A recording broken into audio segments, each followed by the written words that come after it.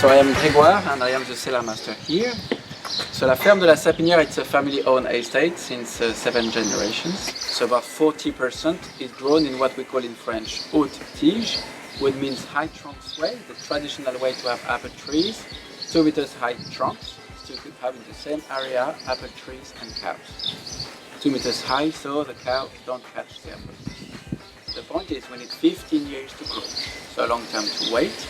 It can last 70 years, so usually we were planting for our children, grandchildren. To complete, we have short trunks, bush trees. 1 meter high trunks, no cows, but more tree per hectare. We save time, only 8 years to grow. In France, there is about 1,000 different apple varieties, just for cider. And here, La Sapinière, we work with 32.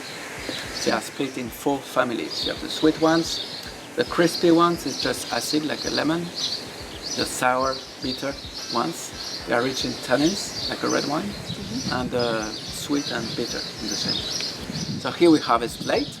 We start by mid-October until the end of December.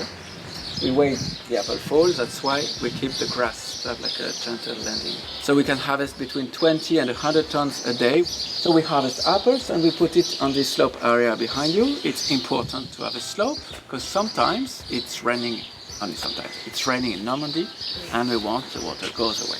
Okay. So the first step, we will blend apples to recreate a balanced juice between sweetness, acidity and bitterness because it doesn't exist by itself. We go through this yellow machine, maybe you know it's a potato cleaner.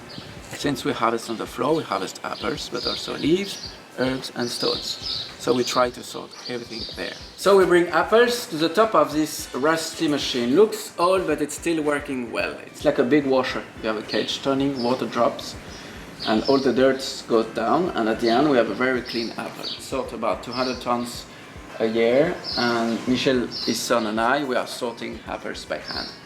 What we want, it's a full apple, not a piece. We tolerate some bruises, but not too much, and we take away, obviously, every rotten one.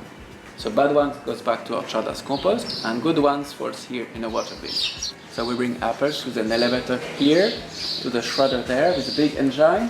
So it's not horizontal shredder. If you do horizontal, like carrots, at some point you will shred the seed.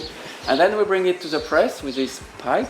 We have a synthetic fan with lots of little holes, so the juice can go through like a coffee filter. The press is fed automatically with a detector. The idea is we will press like a sandwich in between a cylinder and a pan.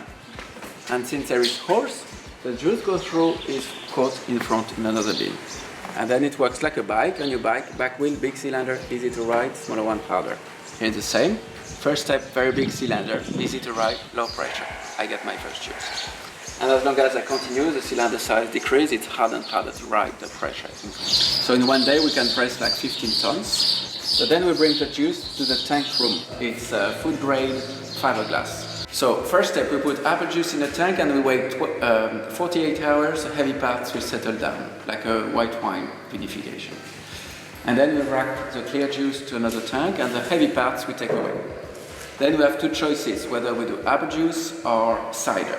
So apple juice, no alcohol. We filter it and we pasteurize it so you can keep it without any problems. And once you open it, you have to drink it by 5 days, keeping it in the fridge.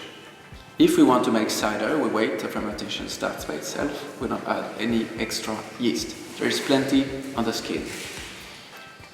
To compare, to ferment a basic beer, it can be very quick, like 4 days. A traditional red wine would be 4 weeks. And a traditional cider like here, it's minimum 4 months. So it's a very, very slow process. 4 months for medium dry, 6 months for a dry cider. And on the top of the tank, you don't see it, but I have a valve, so air can't come in, because then I make vinegar, but gas can go out. So after 6 months fermentation, we don't have bubbles yet in our cider, and we are bottling it next room. We put the final cork, a muzzle, you know, like the dog, and we have still some yeast working. They are still producing gas, but here the gas cannot go out. It's blocked inside, and this creates the bubbles. So we need 4 additional months here, so this natural bubbles happens. 6 months in a tank plus 4 months here. So usually you buy 1 year old cider, and we advise you to drink it within 2 years. Once it's bottled, game is over. I cannot change anything inside. It's very different technique here. from industry cider. Industry cider, it's fermented in a tank. Then they pasteurize to kill the yeast, and since they kill the yeast, they need to add gas to create the gas. Okay? So it's different technique.